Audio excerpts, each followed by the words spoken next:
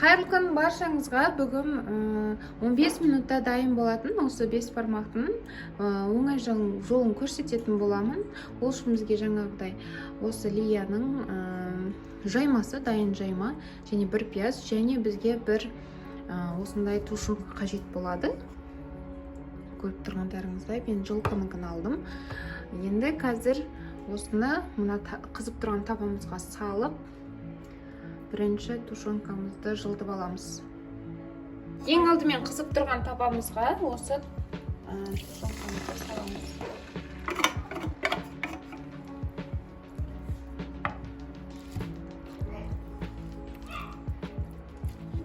Бұл жаңа тушенкамыз жылығанша пиязымызды турап аламыз. Міне біздің тушенкамыз жылыды. Пиязды осылай майдалап бетіне тураймыз.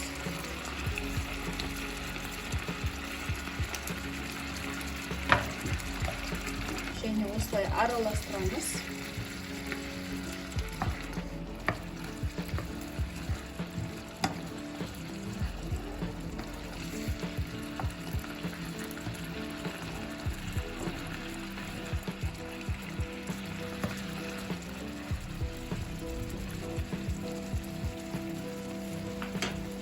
Және осы жаймамызды алып бетіне қойғанымыз.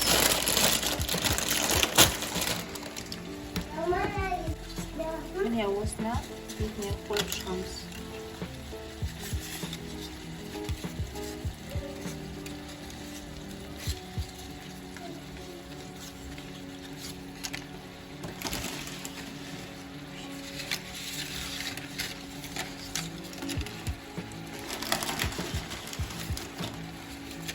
Бетіне бәріне толықтай жабып.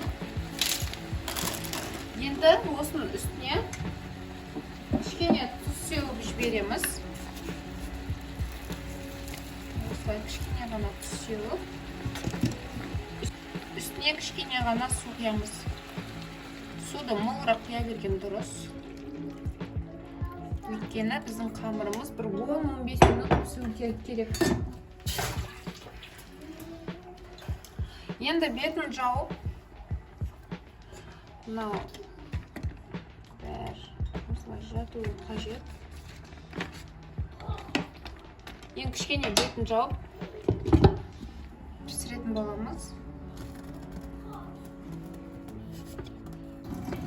Міне осылай қайнап, бұрқырап қайнау қажет. Өйткені қамыр бірден жаңа ыстықта қайнап пісуі қажет. Ал қыздар, біздің бес бармағымыз дайын болған сияқты. Қамыры пармені езіліп тұр. Қазір өшіруіне тағалайын. Иісі деген кәдімгідей үйді алып тұр.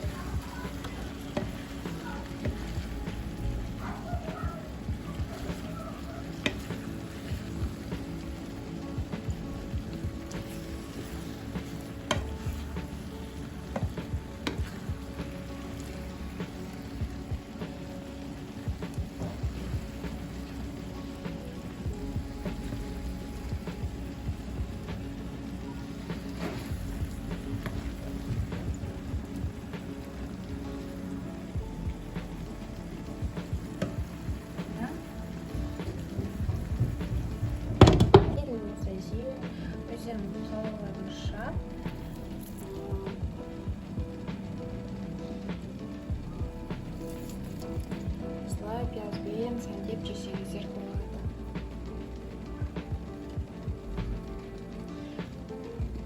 Күшті шықты, әдемі шықты деп ойлаймын. Дәмі де өте дәмді болды деп ойлаймын. Міне қыздар, біздің тамағымыз дайын болды. 15 минутта тез дайындалатын осы бес бармақты дайындап көріңіздер. Өте дәмді болады. Егер ұнап жатса, маған тіркеліп, лайк басып, комментарияға сұрақтарыңыз болса қалдырыңыздар. Өте дәмді болып шығады. Қазір сіздермен бірге дәмін көретін боламыз. Бисмилля.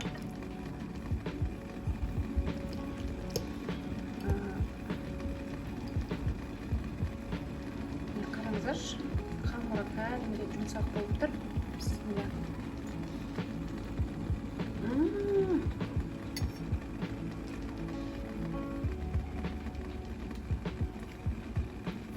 Өте дәмді қыздар.